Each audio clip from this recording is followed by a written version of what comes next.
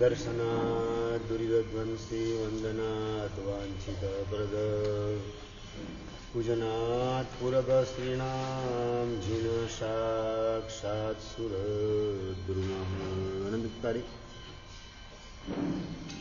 અનંત કલ્યાણ કરનારા વાત્સલ્ય વરસાવનારા શાસ્ત્રકાર બ્રહ્મર્ષિ ભગવંતો, આપણે જે એરિયામાં રહેલા છીએ એ સંસાર નામનો એરિયા એને ડેઝર્ટની ઉપમા આપે છે, રણ પ્રદેશ સાથે ઓળખાવે છે કે જે રણ પ્રદેશની અંદર લીલા તણખલાના દર્શન પણ દુર્લભ હોય, ઘટાદાર વૃક્ષ એની તો કલ્પના જ કરવી જ્યાં શક્ય ન હોય, અને એવા સંસારરૂપી રણ પ્રદેશની અંદર આપણને સાક્ષાત કલ્પ વૃક્ષ સમાન અર્યંત પરમાત્માની પ્રાપ્તિ થઈ ગઈ.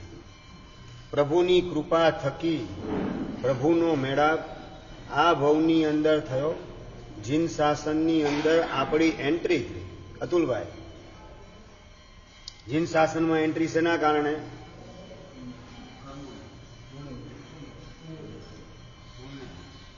ભાઈ, જીન શાસનમાં આપણી એન્ટ્રી આપણી પાત્રતાના કારણે કે પ્રભુની ઉદારતાના કારણે? માત્ર ને માત્ર પ્રભુની ઉદારતા, એના પ્રતાપે પ્રભુના શાસનની અંદર આપણને પ્રવેશ મળ્યો. આપણી કોઈ એવી લાયકાત નથી, પાત્રતા નથી કે શાસનની અંદર આપણને પ્રવેશ મળે. એ પ્રભુની ઉદારતાના પ્રતાપે શાસનમાં પ્રવેશ મળ્યો અને પ્રભુના દર્શન કરવાનું સૌભાગ્ય આપણને પ્રાપ્ત થયું. કલ્પવૃક્ષને પણ ક્યાંય ટક્કર મારે તેવા પરમાત્મા. કલ્પવૃક્ષ માગો તો દેવલોક આપી શકે નહીં, નરક કેન્સલ કરાવી શકે નહીં, અંદરના રાગ દ્વેષ મોહ વગેરે દોષોને ખતમ કરી શકે નહીં. ચોથા નંબરમાં આપણા પાપ એનું કનેક્શન કટ ઓફ કરવાની તાકાત એ પણ કલ્પવૃક્ષમાં નથી, અને અંતિમ ફળ સાધનાનું મોક્ષ આપવાની તાકાત એ પણ કલ્પવૃક્ષમાં નથી. આ કલ્પવૃક્ષની 5 નબળી કડી ખ્યાલમાં આવી ગઈ? બરાબર પારસભાઈ, 5 નબળી કડી કલ્પવૃક્ષની. જે કલ્પવૃક્ષ મળે તો ગઈકાલે શું બોલ્યા હતા જયેન્દ્રભાઈ? કામ થઈ જાય. પણ કલ્પવૃક્ષની 5 નબળી કડી ન મોક્ષ આપી શકે, ન દુર્ગતિ કાપી શકે, ન સદગતિમાં પહોંચાડી શકે, ન આપણા દોષ એને બાળી શકે કે ન આપણા પાપને પખાડી શકે. આ 5 નબળી કડી કલ્પવૃક્ષની, અને એની સામે ઓપોઝિટ પરમાત્મા તરફ નજર કરવામાં આવે તો પરમાત્મા 5 વિશેષતાને ધારણ કરી રહેલા છે. મોક્ષ પણ આપી શકે, સદગતિમાં પણ પહોંચાડી શકે, દુર્ગતિને પણ કાપી શકે, આગળ વધીને આપણા દોષ એમાંથી પણ આપણને છોડાવી શકે, અને અનાદિકાળના પાપના બંધન એમાંથી પણ આપણને છુટકારો અપાવી શકે. એ તાકાત અર્યંત પરમાત્માની છે. અને એ પરમાત્માના બસ આવી તાકાત ધરાવનાર તરીકે પરમાત્માના દર્શન અહોભાવથી કરવામાં આવે તો શાસ્ત્રકાર ભગવાન કહે છે કે દર્શનાદ દુરિત ધ્વંસી. દુરિત એટલે કે પાપ, એનો ધ્વંસ, એનો વિધ્વંસ, એનો વિચ્છેદ કરવાની તાકાત અર્યંત પરમાત્માના દર્શનની અંદર છે. દેરાસરમાં શેના માટે જવાનું રાજનભાઈ? કીર્તિભાઈ, દેરાસરમાં રોજ શેના માટે જાઓ? દર્શન કરવા માટે. બહાર તમે નીકળો ને હિરેલભાઈ તમને પૂછે કે ભગવાનના દર્શન થયા? શું જવાબ શું આપો? અતુલભાઈ, ગયા તમે ભગવાનના દર્શન કરવા, બહાર નીકળ્યા પછી પૂછે કે ભગવાનના દર્શન થયા? ચંદ્રકાંતભાઈ, શેના દર્શન કરો દેરાસરમાં? મંદિરના દર્શન, કલાકૃતિના દર્શન, પ્રતિમાના દર્શન, પ્રભુનો જે શણગાર આંગી એના દર્શન, આ બધાના દર્શન કરો છો.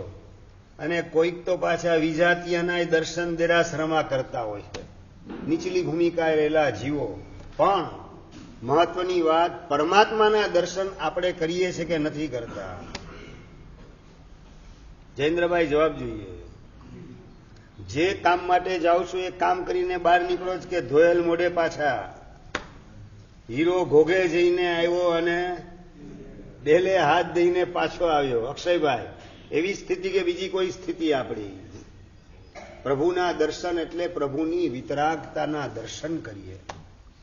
સમોષણની અંદર પેલો ગઢ ચાંદીનો સોનાના કાંગરા, બીજો ગઢ ચાંદીનો સોનાનો અને રત્નના કાંગરા, ત્રીજો ગઢ રત્નનો અને માણેકના કાંગરા, રત્ન જડિત સુવર્ણ સિંહાસન, માથે 3 છત્ર, અશોક વૃક્ષ, પુષ્પ વૃષ્ટિ અને દેવદુંદુવીનો નાદ થતો હોય, દિવ્ય સંગીત વાગતું હોય, 64,000 રાગ રાગીણી માલકોશ વગેરે એ દેશનાની અંદર સંગીતના સુર રૂપે, બેકિંગ સંગીત સ્વરૂપે દેવતાઓએ સુર પૂરવાનું કામ કરતા હોય, આ બધી સ્થિતિમાં ગોઠવાયેલા હોય છતાં પણ પ્રભુને એક ચીજનો લેશ માત્ર રાગ સ્પર્શે નહીં. જોને તોની ભાષામાં પારસભાઈ, આપણે આમ સમોષણમાં બેઠા હોય, માથે 3 છત્ર હોય, અશોક વૃક્ષ હોય, અપ્સરાઓ નૃત્ય કરતી હોય, આપણી જય વિજય બિરુદાવલી બોલાતી હોય, વિનીતભાઈ શું લાગે? હા, બાપુનો વટ પડી ગયો. હા, અરે તમે ખાલી હીરો હોન્ડા ઉપર જતા હો ને તો પણ પાછા મનમાં શું હાલતું હોય? હા, બાપુનો વટ પડી જાય છે. હું ફૂલ સ્પીડમાં ગાડી ભગાવું છું અને જેવું જો એ ગાડીમાં પંક્ચર પડે, દર્શનભાઈ તમારો વટ એ ક્યાં રફુ ચક્કર થઈ જાય ખબર પડે નહીં. તમે હીરો હોન્ડા ભગાવતા ને એક્સિડન્ટ થઈ ગયું ને પગના 2 ટુકડા 4 ફ્રેક્ચર આવી ગયા, એ તમારો વટ ને તમારી મગરૂરી એનું બાષ્પીભવન થતા વાર લાગે નહીં. એ પુણ્યની જાગ જમાડ આપણે એને વળગી જઈએ છીએ અને પુણ્યની જાગ જમાડ પ્રભુને લેશ માત્ર સ્પર્શતી નથી. પ્રભુ આપ કેવા પૂર્ણ વિતરાગી તરીકે પ્રભુના આપણે દર્શન કરવાના છે. પંચસૂત્રની અંદર પરમાત્માના ઘણા બધા વિશેષણો બતાવેલા છે. એમાં સૌથી પહેલું વિશેષણ સંજયભાઈ કયું બતાવેલું છે? નમો વિયરાગાણમ. વિતરાગ પરમાત્માને નમસ્કાર હો. પારસભાઈ, વિતરાગ તરીકેની ઓળખાણ હરિયન પરમાત્માની આપેલી છે. કારણ કે સંસારની અંદર જે કોઈ પણ સંઘર્ષ છે એ બધાના મૂળમાં કયું તત્વ કામ કરે છે? રાગ કામ કરે છે.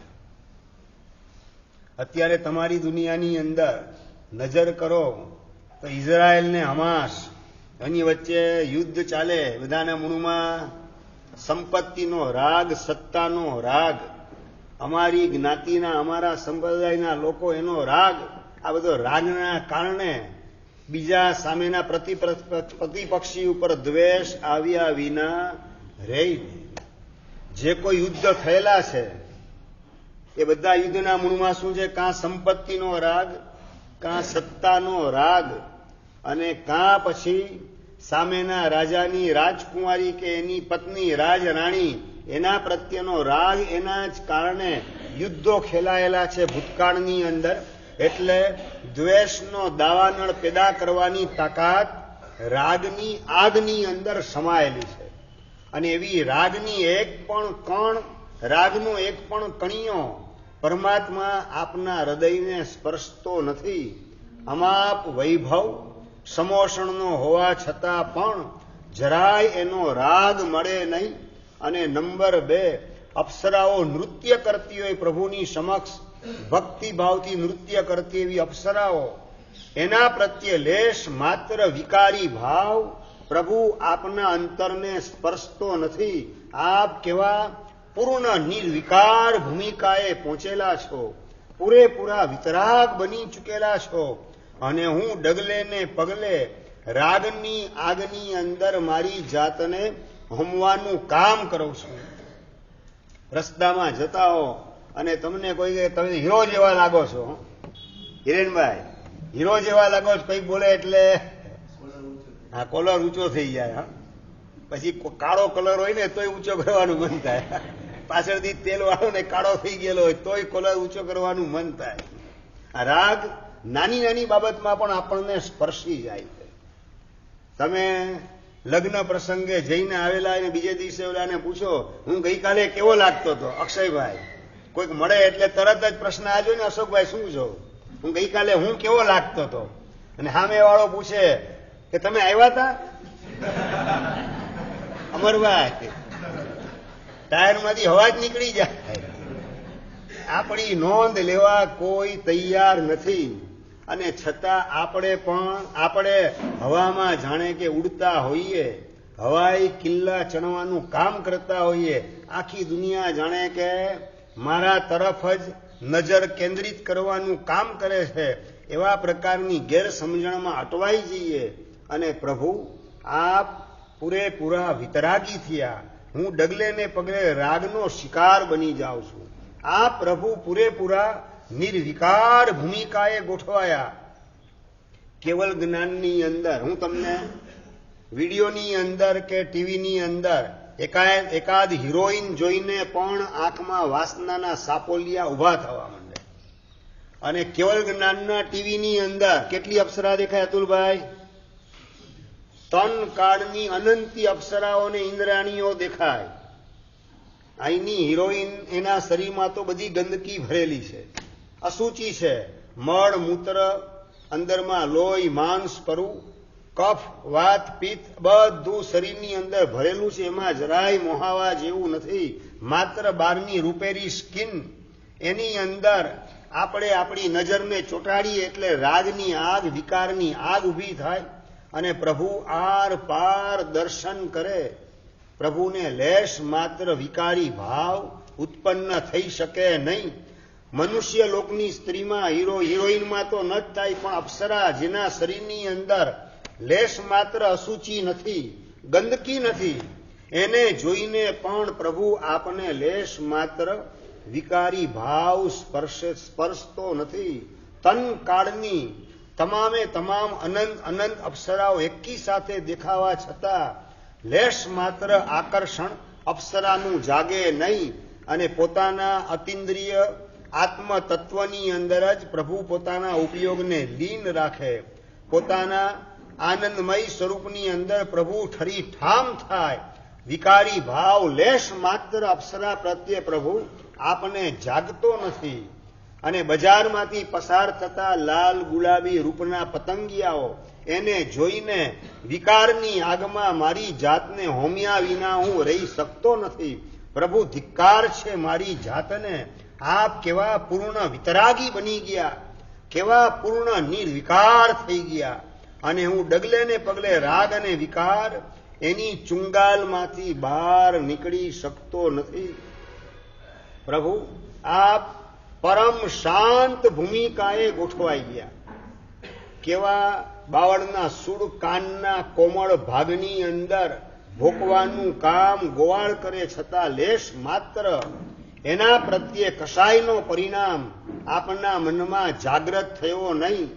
અને મને સહેજ કોક અપમાનના શબ્દ કાનમાં નાખે, ગાળ મને સંભળાવે, અને કાનમાં જાણે કે કીડા પડેલા હોય એવા પ્રકારની વેદનાનો અનુભવ કરીને કશાયની આગ એની અંદર હું હોમાઈ જાઉં, અને ક્રોધનો લાવારસ સામાવાળા ઉપર છાંટ્યા વિના હું રહી શકું નહીં.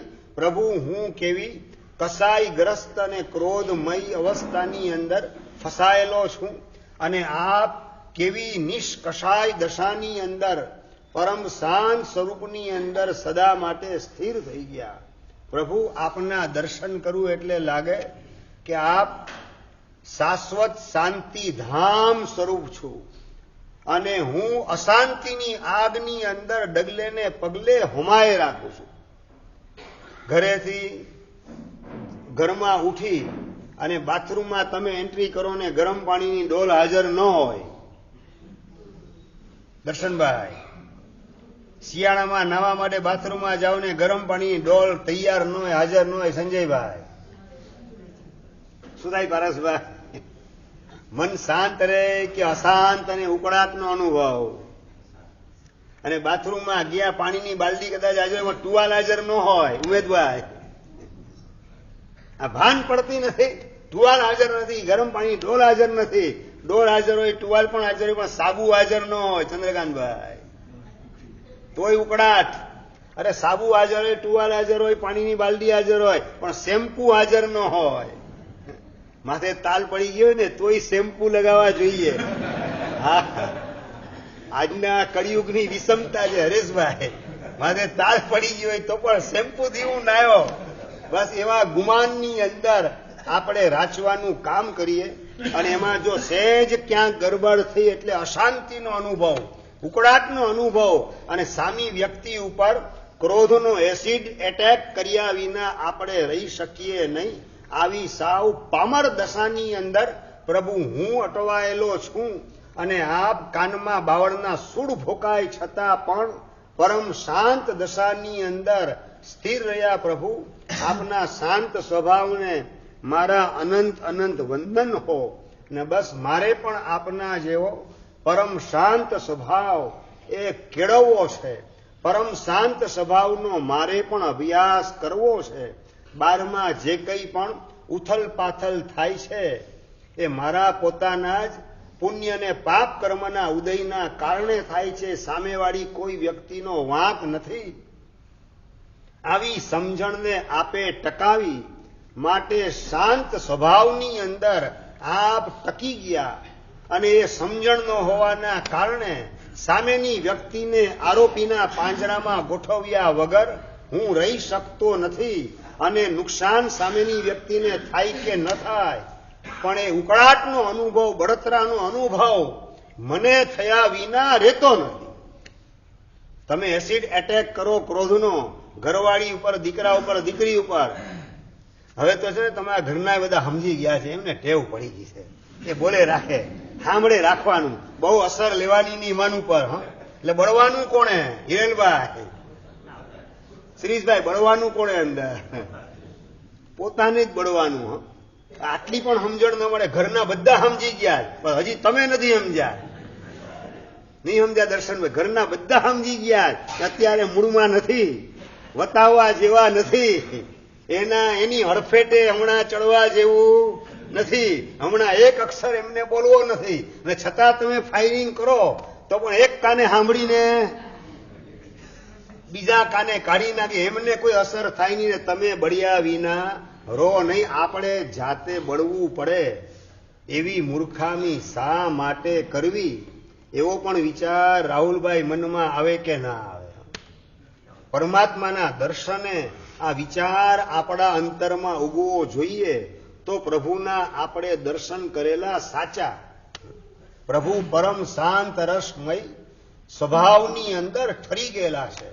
ગોસાળો તેજો લેશિયા ફેંકે, ચંદકોશીઓ ડંખ મારે, સુલપાણી યક્ષ એક રાતની અંદર ભયંકર ઉપસર્ગનો વરસાદ વરસાવે, સંગમ દેવ 6 મહિના 24 ઉપવાસ કરાવે શ્રમણ ભગવાન મહાવીર મહારાજાને, છતાં લેશ માત્ર ઉકળાટનો અનુભવ, ઉદ્વેગનો અનુભવ, બેચેનીનો અનુભવ પ્રભુ કરે નહીં.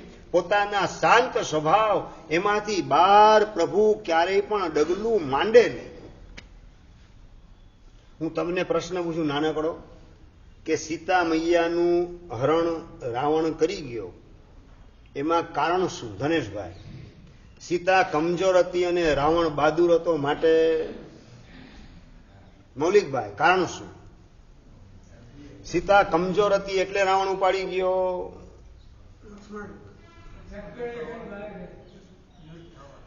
લક્ષ્મણ રેખાની બહાર પગ મૂક્યો અને રાવણ એનું અપહરણ કરીને ઉપાડી ગયો. એનો સીધો અર્થ શું થાય? દિર્ગેશભાઈ, સીધો અર્થ શું એનો? કે લક્ષ્મણ રેખાની અંદર જ્યાં સુધી સીતા હતી ત્યાં સુધી એ સલામત હતી, ત્યાં સુધી સીતા બહાદુર અને રાવણ કમજોર. અલ્પેશભાઈ, અને જેવો પગ બહાર મૂક્યો લક્ષ્મણ રેખાની એટલે રાવણ બહાદુર થઈ ગયો ને સીતા મૈયા કમજોર સાબિત થયા અને રાવણ એને ઉચકીને ઉપાડી ગયો અને લંકાની અંદર અશોક વાટિકાની અંદર એને ગોઠવવાનું કામ કરી દીધું, પૂરી દીધા. એ બધાના મૂળની અંદર કચાસ કઈ જગ્યા રહી ગઈ? લક્ષ્મણ રેખાની બહાર પગ મૂકવાની ભૂલ એ સીતા મૈયાની કચાસ. લક્ષ્મણ રેખામાં હતા ત્યાં સુધી સલામત. પરમાત્મા આપણને આ જ સંદેશો આપે છે કે તું તારા શાંત સ્વભાવની બોર્ડરની અંદર રહે, ત્યાં સુધી તું સલામત છે, ત્યાં સુધી તું બહાદુર અને કર્મ કમજોર અને શાંત સ્વભાવની બહાર પગ મૂકી દીધો, બીજાને આરોપીના પાંજરામાં કોણ મૂકી શકે? સંજયભાઈ, કોણ મૂકી શકે? પોતાનો શાંત સ્વભાવ છોડી અને બહાર નીકળે એને જ સામેની વ્યક્તિ ગુનેગાર દેખાય. પોતાના શાંત સ્વભાવની બહાર જે ડગલું માંડે એને સામેની વ્યક્તિ ઉપર ગુસ્સો આવ્યા વિના રહે નહીં. જેને નિયમ છે, જેને તમે આરોપીના પાંજરામાં ગોઠવો એના ઉપર ગુસ્સો કે દ્વેષ કે અણગમો આવ્યા વિના રહે નહીં. પછી સામેની વ્યક્તિ કદાચ તમારી ઘરવાળી હોય, તમારો દીકરો હોય, દીકરી હોય, ભાઈબંધ હોય, મમ્મી હોય, પપ્પા હોય, આડોશી પાડોશી હોય, ફ્રેન્ડ સર્કલની કોઈ વ્યક્તિ હોય, કોઈ પણ હોય, જેને આરોપીના પાંજરામાં ગોઠવો એના ઉપર દ્વેષ કે દુર્ભાવ આવ્યા વિના રહેતો નથી. અને પ્રભુએ શાંત સ્વભાવની બહાર પગ મૂકવાનું કામ કર્યું નહીં. માટે જ કોઈના પ્રત્યે કાનમાં બાવળના સૂર ભોગનાર ગોવાળ, એના પ્રત્યે પણ દ્વેષ જાગ્યો નહીં. એને આરોપીના પાંજરામાં મૂકવાના બદલે પોતાની જાતને આરોપીના પાંજરામાં ગોઠવી દીધી. મારી ભૂલ છે માટે ભોગવટો મને આવેલો છે. શાશ્વત નિયમ છે, ભોગવે તેની ભૂલ. ભોગવટો કાનમાં વેદનાનો હું કરું છું તો ભૂલ મારી જ છે. આ ભવની કોઈ ભૂલ દેખાતી નથી તો પરભવની અંદર મેં કોઈ ભૂલ કરેલી હશે અને ભવાંતરની અંદર કરેલી ભૂલનો આ ભોગવટો અત્યારે આવેલો છે. સમભાવે એનો સ્વીકાર કરી લઉં, શાંત ભાવે એને સહન કરી લઉં અને મારા કર્મને સમાધિમાં લીન બનવા દ્વારા ખંખેરી નાખું. પછી મારો વાળ વાંકો કરવાની કોઈની તાકાત નથી.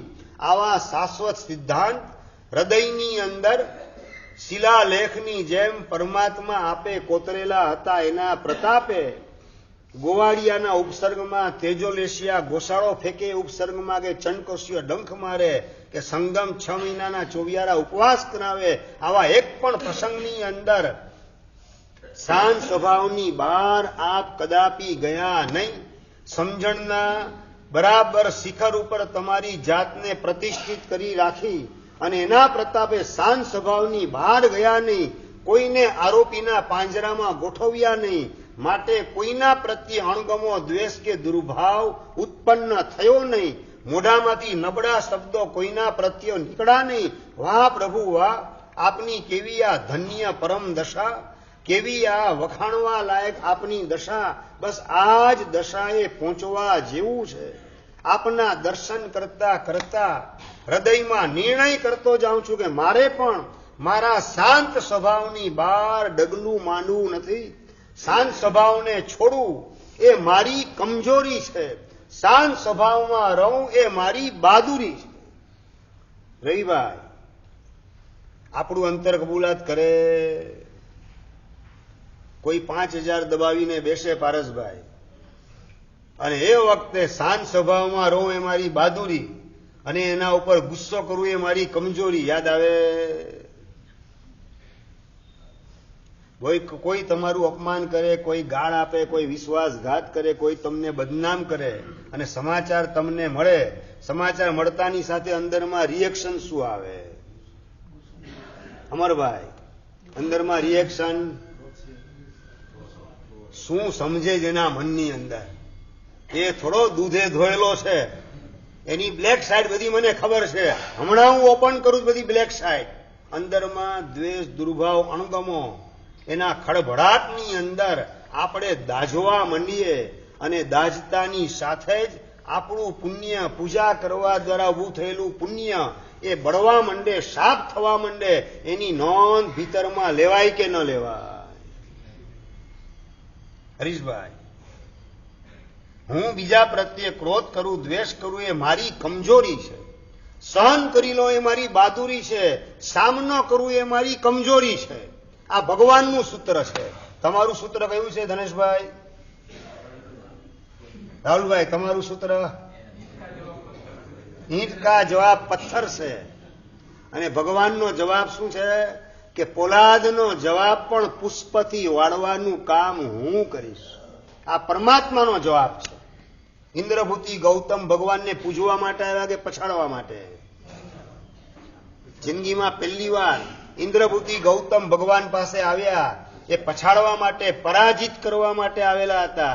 અને છતાં એટલે પથ્થર જ ફેંકવા આવેલા તમારી પાસેમાં, પથ્થરની પોલાદ ફેંકવા માટે આવ્યા. અને એના જવાબ કઈ રીતે વાળ્યો ભગવાને?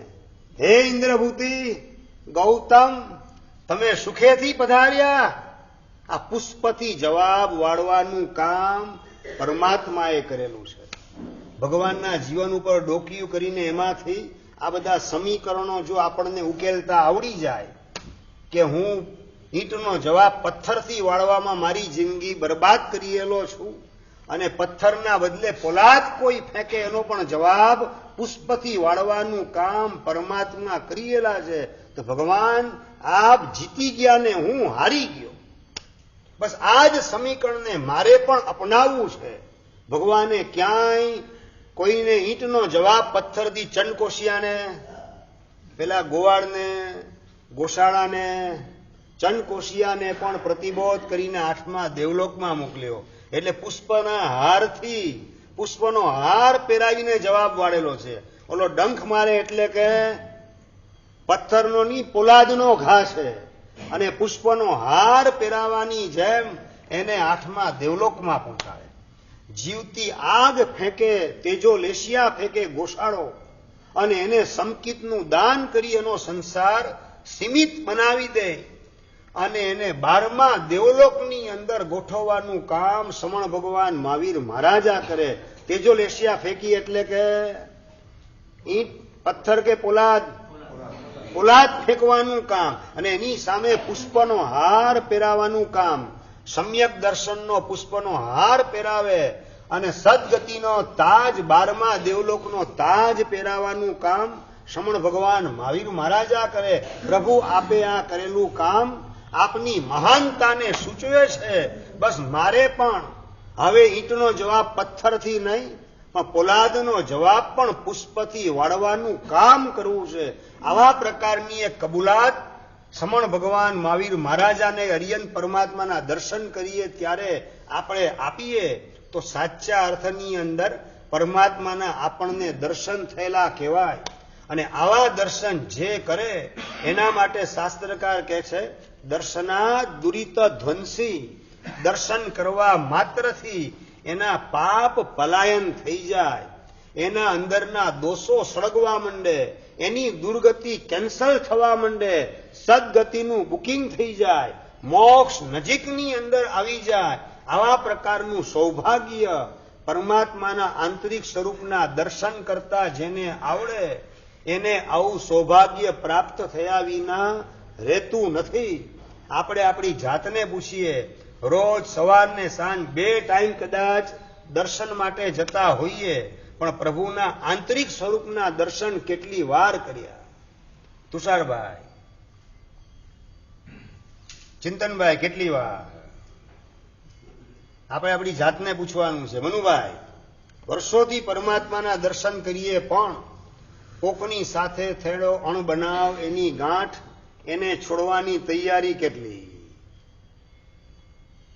50 વર્ષ પહેલા કોઈએ તમારું અપમાન કરેલું હોય ભર સભાની વચ્ચે, અનેક લોકોની વચ્ચે, એ પરમાત્માના દર્શન કરતા કરતા ભૂલાઈ જાય, વિસરાઈ જાય. તમે ભગવાનનું સ્તવન બોલતા હો અને એ વ્યક્તિ દેરાસરની અંદર એન્ટ્રી કરીને તમારી આગળ, ભગવાનની આગળ ગોઠવાયેલી દેખાય. શું થાય અક્ષયભાઈ? જેણે તમારું અપમાન કરેલું છે, જેણે તમારી સાથે ચીટિંગ કરેલ છે, એ વ્યક્તિ દેરાસરમાં ભગવાનના દર્શન કરવા એટલે તમારી આગળ ગોઠવાયેલો હોય અને તમે ચૈત્યવંદન કરતા હો, તમારી ક્ષમતા, સંભાવ, સમાધિ ટકે, વેર વિખેર થવા માંડે. આપણે આપણી જાતને પૂછવાની જરૂરત છે. એને અત્યારે તમારું શું બગાડ્યું? અમરભાઈ, અત્યારે એને શું બગાડ્યું તમારું? અત્યારે કોઈ અન્યાય નથી કરેલો, અને પેલા પણ જે અન્યાય તમને જે લાગે છે એ શેના કારણે કરેલો? તમારા પાપના ઉદયના કારણે કે એની ભૂલના કારણે? એમ એટલી સમજણ છે? નાના ડાપણની દાઢ ઉગી ગઈ છે બધાને. 4 મહિનાના પ્રવચન સાંભળે એટલે ડાપણની દાઢ તો ઉગે ને, પણ એ ઇમ્પ્લિમેન્ટ માટેની તૈયારી કેટલી આવે? જ્યારે એને તમારી સાથે અન્યાય કરેલો દેખાય, વિશ્વાસઘાત કરેલો દેખાય, ગાળ આપેલી હોય કે અપમાન કરેલું હોય, એ મારા પાપના ઉદયના કારણે બધું એને સૂજેલું હતું, એમાં વાંક એનો નથી, વાંક મારા પાપ કર્મનો. અને પાપ કર્મનો પણ વાંક શેનો? પાપ કર્મને બાંધનાર હું પોતે, એટલે વાંક મારો પોતાનો. આ રીતે જો એકરાર કરતા આવડે, પોતાની ભૂલનો સ્વીકાર કરતા આવડે, તો આપણી શાંતિ વેર વિખેર થઈ શકે નહીં. પશ્ચાતાપ અંદરમાં જાગે કે મેં ક્યાં ભૂલ એવી કરી જેના કારણે આવો ભોગવટો આવ્યો. મિચ્છામિ દુક્કડમ, હવે આવી ભૂલ કદાપી નહીં કરું. આ પ્રકારે પ્રભુનું ચૈત્યવંદન કરતા કરતા એ વ્યક્તિ દેખાય, એને કરેલું અપમાન વગેરે યાદ આવે, અને એમાં ગુનેગાર એની પણ પોતાની જાત દેખાય ને મિચ્છામિ દુક્કડમ ભગવાન પાસે માગવાનું મન થાય કે પ્રભુ મેં એવી ભૂલ કરી જેના કારણે આવો ભોગવટો આવ્યો, હવે એવી ભૂલ કદાપી કરીશ નહીં, અને ભૂતકાળમાં કરેલી ભૂલ બદલ મિચ્છામિ દુક્કડમ. આવા પ્રકારનો કોલને કરાર ભગવાનની સાથે કરતા આવડે તો શાંત સ્વભાવની બહાર આપણને કોઈ ફેંકી શકે નહીં. પણ આપણે શું કરીએ છીએ? આપણી જાતને પૂછવાનું છે. વિનીતભાઈ, 50 વર્ષ પહેલા આપેલી ગાળ યાદ રહી કે ભૂલાઈ જાય? ને ગઈકાલે ગોખેલું સ્તવન આજે શું વાત કરો છો? ગઈકાલનું 7 ગાથાનું સ્તવન પંકજભાઈ ગોખેલું હોય ને, એ આજે ભૂલાઈ જાય છે. સવારે ગોખેલું હોય તો હાંજે પણ પ્રતિક્રમણની અંદર સ્તવન બોલો ને તોય 2-3 ભૂલ પડી જાય. અને 50 વર્ષ પહેલાની ગાળ બિલકુલ ભૂલાતી નથી. એનો મતલબ આપણને ઇન્ટરેસ્ટ કેમાં છે? આપણને ઇન્ટરેસ્ટ કેમાં? પારસભાઈ, બીજાની ભૂલ, બીજાના દોષ એને યાદ રાખવામાં જ આપણે આપણી યાદ શક્તિને અનામત રાખેલી છે. એમાં જ એનો પૂરેપૂરો ઉપયોગ કરેલો છે. અને સારી ચીજને યાદ રાખવાની અંદર આપણી યાદદાસ્ત એને આપણે કમજોર બનાવી દીધેલી છે. 4 મહિનાના વ્યાખ્યાન કોઈ તમને ઉભા કરી કે 4 મહિનામાં જે સાંભળ્યું તો તમે બોલો, ઉભા થઈને કેટલી મિનિટ બોલી શકો? જયેન્દ્રભાઈ, એક વ્યાખ્યાન સાંભળ્યા તમે, તમને ઉભા કરી 4 મહિનાના વ્યાખ્યાન જે સાંભળ્યા તમે મને સંભળાવો, બોલો. કેટલી મિનિટ ચાલે 4 મહિનાના વ્યાખ્યાન? 2 મિનિટમાં પૂરું થઈ જાય. એટલે યાદ રાખવા જેવું જે છે એ યાદ રાખવામાં આપણી યાદ શક્તિનો ઉપયોગ નથી કરતા, અને નથી યાદ રાખવા જેવું એની અંદર જ આપણી યાદ શક્તિનો ઉપયોગ કરીને આપણે દુઃખી થઈએ છીએ. જે યાદ કરવા દ્વારા સુખી થવાનું છે એને યાદ રાખવા તૈયાર નથી, અને જેને યાદ રાખવાથી દુઃખી જ થવાનું છે એને ભૂલવા તૈયાર નથી. તો તમે સુખી કરે કોણ? તમને કોણ સુખી કરી શકે? તમે કઈ રીતે સુખી થઈ શકો? અલ્પેશભાઈ, સુખી થવું કે દુઃખી થવું છે? ધનેશભાઈ, સુખી થવું છે કે દુઃખી થવું છે? સુખી જ થવું છે. તો સુખી શેનાથી થવાય? બીજાનું નબળું યાદ રાખવા દ્વારા કે ભૂલવા દ્વારા? અને આપણે યાદ રાખ્યા વિના રહી શકતા નથી, ભૂલી શકતા નથી. એટલે દુઃખી થવાના માર્ગે કોક તમને લઈ જાય કે તમે સ્વયં દોડો છો. હવે તમને સુખી કઈ રીતે કરવા? ભાઈ, શરદીનો દર્દી હોય, શરદીની પ્રકૃતિ હોય, અને ન્યુમોનિયા લાગુ પડેલો હોય, હોસ્પિટલમાં દાખલ કરેલો હોય, એની ટ્રીટમેન્ટ ચાલતી હોય, અને ટ્રીટમેન્ટ મુજબ દવા લેતો હોય, અને આઈસ્ક્રીમ 3 ટાઈમ વાપરવાના ચાલુ હોય, કોલ્ડ ડ્રિંક્સ પીવાના ચાલુ હોય, અને ફ્રીજનું પાણી એના વગર ચાલે નહીં, બરફના ગોલા પણ 5-7 વખત વાપરે રાખે. હવે ડોક્ટરની ટ્રીટમેન્ટ અસર કેટલી કરે? ત્યાં સમજણ પૂરેપૂરી છે. આ વ્યાખ્યાન સંભળાવું છું ને, તમારી ટ્રીટમેન્ટ છે. સમજાય હું શું કહેવા માંગુ છું? તમારી ટ્રીટમેન્ટ ચાલે છે વ્યાખ્યાનની અંદર, અને બીજાના દોષોને ભૂલવા તમે તૈયાર નથી. બીજાને બતાવી દેવાની અંદરની જનૂન વૃત્તિ એને પણ ખંખેરવાની તૈયારી નથી. તો પછી તમને સુખી કઈ રીતે કરી શકાય? આ દુઃખનો વળગાડ અનાદિકાળથી આપણને થયો છે એમાંથી છૂટવું હોય તો પરમાત્માના દર્શન એ રીતે કરીએ કે પ્રભુએ જે અપનાવ્યું એ અપનાવવાની તૈયારી રાખીએ અને પ્રભુએ જે છોડ્યું એને ઓસિરાવાનો સંકલ્પ કરીએ તો જ આપણે સાચા અર્થની અંદર સુખી બની શકશું. આ જ ભવની અંદર સુખી આ ભવમાં થવું કે આવતા ભવમાં? ચાલો એક પ્રશ્ન બીજો કરી લો પ્રમોદભાઈ. આવતા ભવની તો ખબર જ નથી. બરાબર. એટલે હવે આ જ ભવમાં, બરાબર ને? સુખી આ જ ભવમાં થવું છે તો સુખી કઈ રીતે થવાશે? બીજાનું નબળું બધું યાદ રાખવા દ્વારા કે ઓસિરાવા દ્વારા? અક્ષયભાઈ જવાબ જોઈએ. સભાના પ્રતિનિધિ તરીકે તમને પ્રશ્ન પૂછું છું. જયેન્દ્રભાઈ, હું પડે પાછું માથે પડતું એવું લાગે તમને? પડે કેમ લાગે એમ કહું છું. ઓસિરાવાનું જ હોય અને ઓસિરાયું સાહેબ. હવે ભૂતકાળને યાદ રાખીને મારે દુઃખી થવું નથી. ભૂતકાળને યાદ રાખીને દુઃખી થવા કરતા બીજાના નબળા ભૂતકાળને ભૂલી જવો એ લાખ દરજ્જે સારી બાબત છે.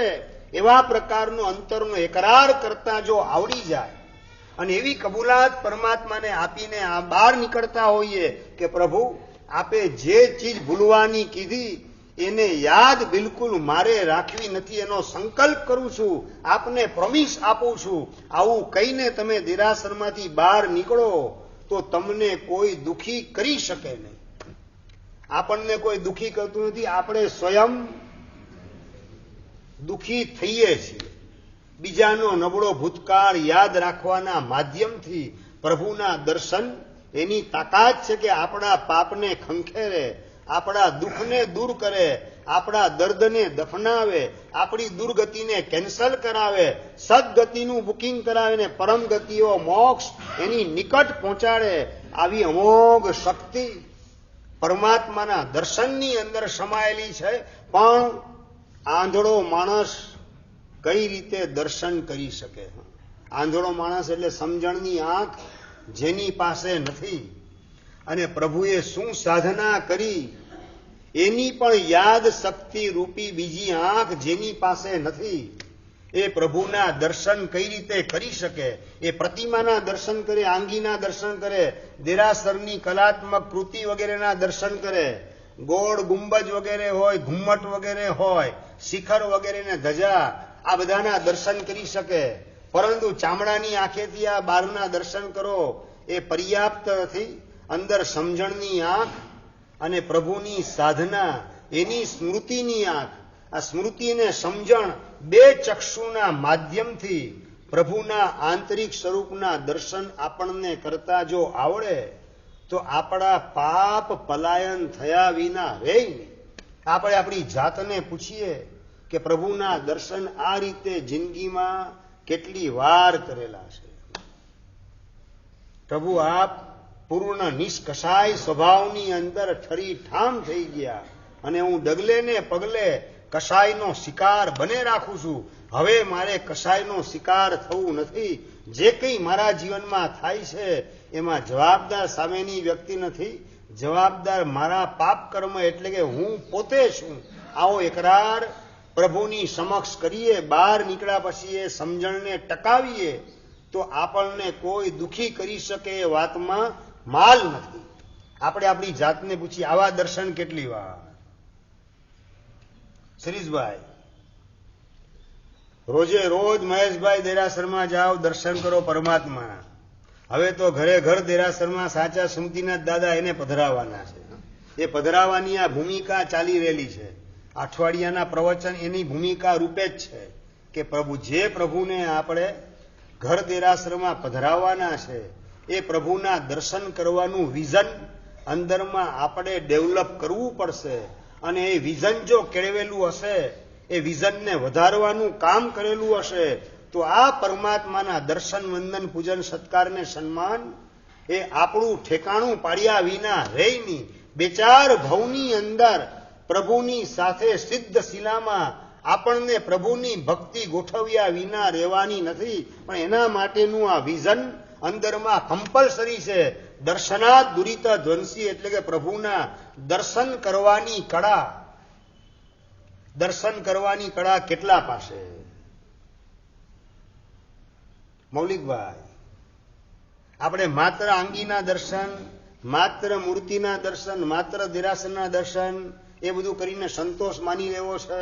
ઘણા બહાર નીકળીને વાત કરે ભગવાનની આજે આંગી જોરદાર હતી. આજે ભગવાનને સાચા ફૂલની આંગી જોરદાર કરેલી હતી. આજે લાખેનો હાર ભગવાનને કરાયેલો હતો. ભગવાન આજે મસ્ત લાગતા હતા. એ બધું શેના આધારે બોલાય છે? બાહ્ય સ્વરૂપના દર્શને કે આંતરિક સ્વરૂપના દર્શને? અરે ભગવાનનું બાહ્ય સ્વરૂપ પણ તમને ખરેખર ગમે? ચાલો હજી બાહ્ય સ્વરૂપની વાત આવે છે, પ્રશ્ન પૂછી લઉં. જયેન્દ્રભાઈ, બાહ્ય સ્વરૂપ પણ ભગવાનનું ખરેખર ગમે? અશોકભાઈ જવાબ જોઈએ. ભગવાનની મહાપૂજા હોય, ભવ્ય ઠાઠ માઠથી આખું દેરાસર શણગારેલું હોય, ભગવાનની આંગી પણ અદભુત હોય, લાખેણી આંગી, નવલખો હાર પહેરાવેલો હોય, દીવાની રોશની અંદર ભગવાન ઝગમગતા હોય, અને એની વચ્ચે પણ પ્રભુ પૂર્ણ શાંત પ્રશાંત ઉપશાંત દશાની અંદર સ્થિર થયેલા હોય, સ્વભાવમાં ઠરીઠામ થયેલા હોય, અને ભગવાનનો બાહ્ય દેદાર એ તમને ગમી જાય. અને ગમી ગયા પછી માનો કે જોને તુની ભાષામાં તમે ઘરે ગયા અને તમારા હોમ મિનિસ્ટર કોઈ પણ કારણસર માસિક અંતરાય વગેરેના કારણે દર્શન કરવા માટે આવી શક્યા ન હોય અને તમને પૂછે કે ભગવાન આજે કેવા લાગ્યા, તો જવાબ શું આપો દર્શનભાઈ?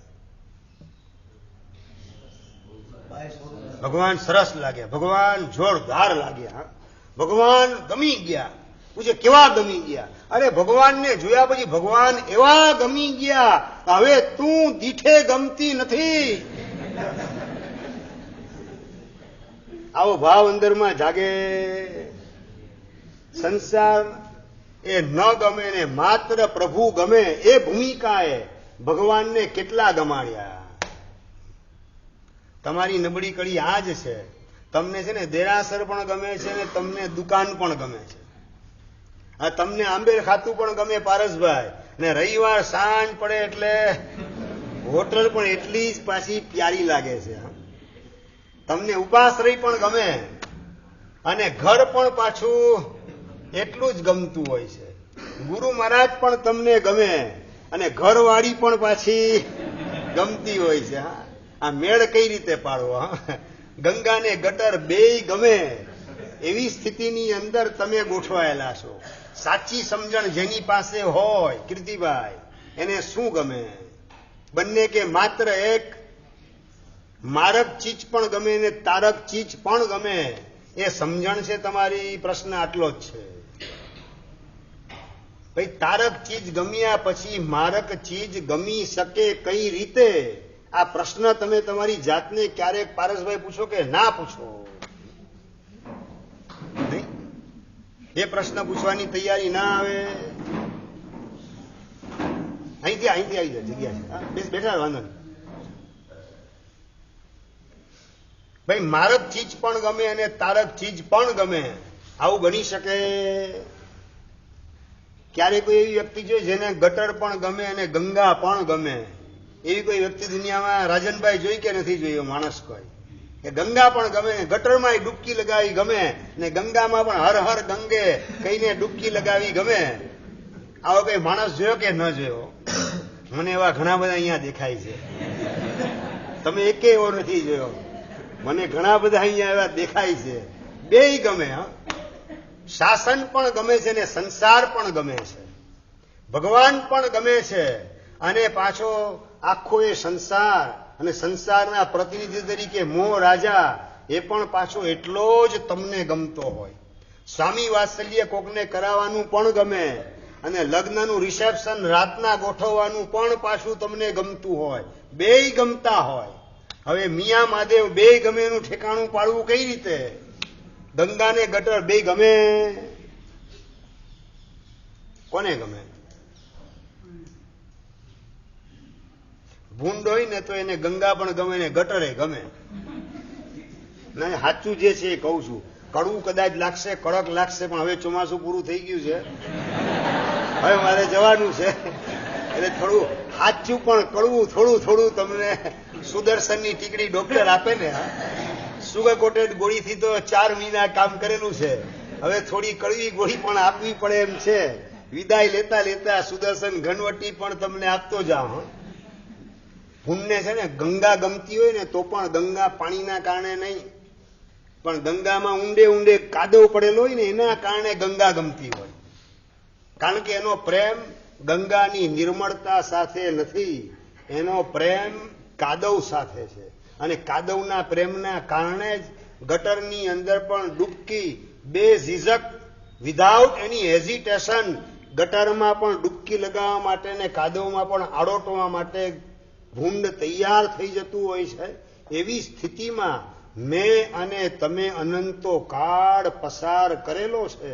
ભગવાનના દર્શને કાદવ કાદવ તરીકે ઓળખાઈ જાય તો કાદવ છૂટી જાય, અને ગંગા એની નિર્મળતા સ્વરૂપે ઓળખાઈ જાય તો ગંગાને આત્મસાત કર્યા વગર, ગંગામાં ડૂબકી લગાવ્યા વગર આપણે રહી શકીએ નહીં.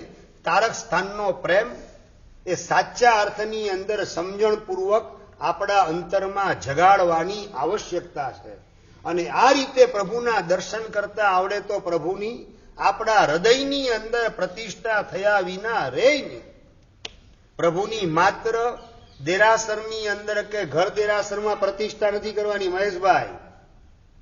ઘર દેરાસરમાં પ્રતિષ્ઠાની આપણા હૃદય મંદિરની અંદર પરમાત્માની પ્રતિષ્ઠા કરવાની છે. અને એનું ફળ દેખાડે છે પૂજ્યપાદ હરિભદ્ર સુરીશ્વરજી મહારાજ સાહેબ. ગઈકાલે વાત આના ઉપર અધૂરી મૂકેલી હતી. હરિભદ્ર સુરી મહારાજ સાહેબ ધર્મબિંદુ ગ્રંથની અંદર વાત કરેલા છે કે હૃદય સ્થિતે ચ ભગવતી ક્લિષ્ટ કર્મ વિગમ. ક્લિષ્ટ એટલે ચીકણામાં ચીકણા પાપ કર્મ, એનો વિગમ એટલે કે વિનાશ થયા વિના રહેની. ક્યારે તો કે હૃદયની અંદર પરમાત્મા બિરાજમાન થાય તો પાપ કર્મ પલાયન થયા વિના રહેની.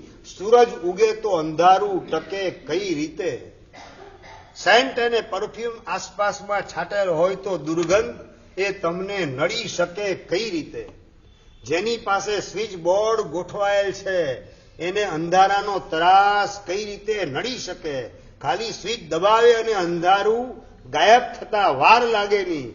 જેની પાસે એસીનું રિમોટ હાથની અંદર હોય અને વાત કે ગરમી બહુ લાગે, ગરમી બહુ લાગે, અતુલભાઈ, એવી ફરિયાદ કરવાનો એને અધિકાર મળી શકતો નથી. એસીનું રિમોટ પોતાના હાથમાં છે, હવે ગરમીની ફરિયાદ કઈ રીતે? એમ ત્રણ જગતના નાથ અરિયન પરમાત્માના શાસનમાં પ્રવેશ મળ્યા પછી મને બહુ ગુસ્સો આવે છે, મને દ્વેષ અને દુર્ભાવ બીજા ઉપર જાગે છે. વિજાતીયના દર્શને કામ વાસનાના તોફાનમાં હું તણાઈ જાઉં છું. મારી ઈચ્છાથી કોઈ વિપરીત કરે એટલે ઉકળાટનો હું શિકાર બની જાઉં છું. આ બધી ફરિયાદ કરવાનો અધિકાર જીન શાસનમાં જેને એન્ટ્રી મળે અને પરમાત્માના આંતરિક સ્વરૂપના અહોભાવથી દર્શન કરે એને આવી ફરિયાદ કરવાનો અધિકાર રહેતો નથી એમ નહીં. આવી ફરિયાદ એના જીવનમાં ઊભી થતી જ નથી. જો આપણા જીવનમાં આવી ફરિયાદ ડગલે ને પગલે ઊભી થતી હોય તો સમજી રાખવું પડશે કે ખરા અર્થની અંદર પરમાત્માના આંતરિક સ્વરૂપના દર્શન કરેલા નથી અને પરમાત્માને મન મંદિરની અંદર બિરાજમાન કરેલા નથી. માટે આ બધી ફરિયાદો ઊભી થાય છે મારા જીવનની અંદર. આ બધામાંથી બહાર નીકળવા માટે બસ પ્રભુના દર્શન આંતરચક્ષુથી એક બાજુ સમજણ અને બીજી બાજુ ભગવાનની સાધનાની સ્મૃતિ. આ સ્મૃતિ અને સમજણ બે ચક્ષુના માધ્યમથી અહોભાવથી પ્રભુના આંતરિક પૂર્ણ વિતરાગ, પરમ શાંત, પૂર્ણ નિષ્કષાય અને નિર્વિકાર સ્વભાવ એના દર્શન કરતા કરતા મારા દોષો મને ખટકે, દોષોનું કનેક્શન કટ ઓફ કરવા માટે અંદરમાં સંકલ્પ જાગે, દોષોની સાથે ડાયવોર્સની તૈયારી થઈ જાય અને પ્રભુ સાથે એવું સેકન્ડ કરીએ કે જેના કારણે સિદ્ધ શિલાનું બુકિંગ આ શરીર છોડતા પહેલા થયા વિના રહે નહીં. આ રીતે દેરાસરની અંદર પ્રભુના દર્શન કરવાની કળા એને આપણે આત્મસાત કરીએ પછી આગળ વંદન, પૂજન, સત્કાર, સન્માન આ બધી આરાધના ને ઉપાસના શરૂ થાય. દર્શન જ જેને કરતા ન આવડે તો વંદન પૂજન સત્કાર સન્માનની ભૂમિકા એના જીવનમાં કઈ રીતે તૈયાર થઈ શકે? આપણી પાસે દર્શનની ભૂમિકા તૈયાર કરી કે નહીં? ભાઈ, દર્શનની ભૂમિકા ભગવાનના આંતરિક સ્વરૂપના દર્શને અહોભાવ ઉછળવા માંડે, અને જેટલો અહોભાવ વધે તેમ તેમ દોષનું આકર્ષણ ઓટોમેટિક છૂટી જાય. સાવ સીધો નિયમ છે કે ગુલાબ જાંબુ એકવાર ચાખે ને ભાવી જાય, પછી લુખ્ખો સુક્કો વાસી ભાખરીનો કટકો એ કોને ગમે ચાખવો? દોષો બધા વાસી હેઠા જૂઠા રોટલીના લુખ્ખી રોટલીના બટકા જેવા છે, એમાં કશું ગમાડવા જેવું નથી. બીજા પ્રત્યે આવતો ગુસ્સો, બીજા પ્રત્યે ઉભો થતો દ્વેષભાવ ને દુર્ભાવ, એ બધા હેઠા જૂઠા વાસી અને લુખ્ખી રોટલીના ટુકડા જેવા છે. એમાં કોઈ માલ નથી, એમાં કોઈ દમ નથી. અને પ્રભુનો ગુણ વૈભવ ગુલાબ જાંબુના આસ્વાદને પણ ક્યાંય ટક્કર મારે તેવા પ્રકારનો છે. પ્રભુના દર્શન કરતા કરતા એનો સ્વાદ માણતા આપણને આવડે, અને એના પ્રતાપે દોષોનું કનેક્શન કટ ઓફ થવા માંડે. તો જે વાત કરીને ઉપાધ્યાય દેવચંદ્રજી મહારાજ અત્યારે ક્યાં બિરાજમાન છે? આનંદગંજી મહારાજ અને ઉપાધ્યાય યશોવિજય મહારાજ અત્યારે ક્યાં બિરાજમાન છે?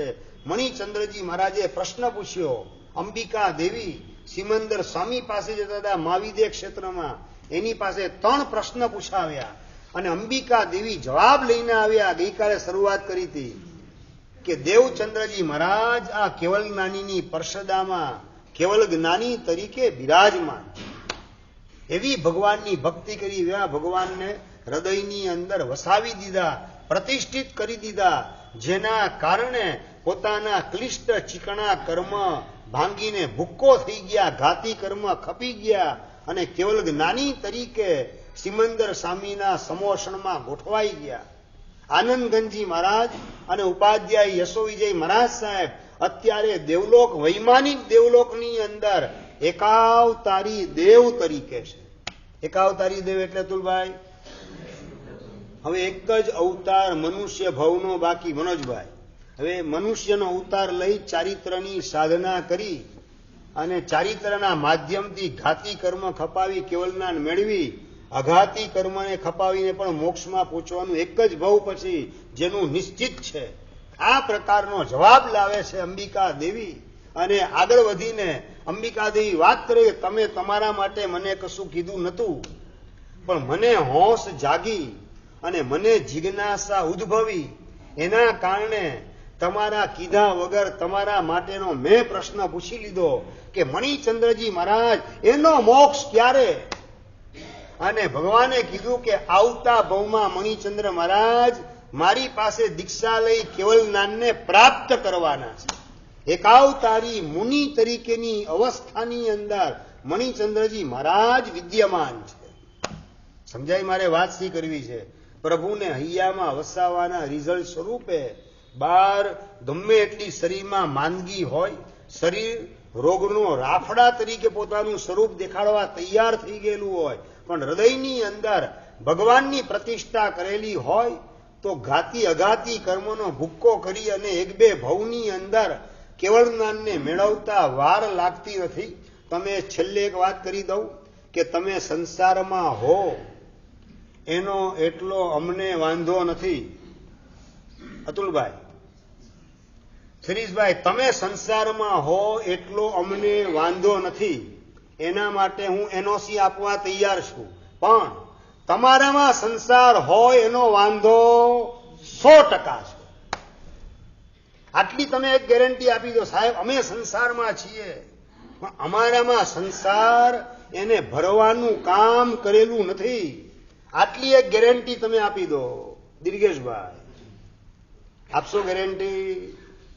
પારસભાઈ, તમે સંસારમાં છો એ દેખાય, પ્રત્યક્ષ દેખાય જ છે કે તમે સંસારમાં છો એનો એટલો મોટો વાંધો નથી, પણ તમારામાં સંસાર રાચી માચીને ગોઠવાયેલો હોય એનો વાંધો 100% છે. કારણ કે એ સંસાર અંદરમાં ગોઠવાયેલો અનંત સંસારને લંબાવવાનું કામ કરશે, જાલિમ દુર્ગતિના દુઃખો માથે ઝીકવાનું કામ કરશે.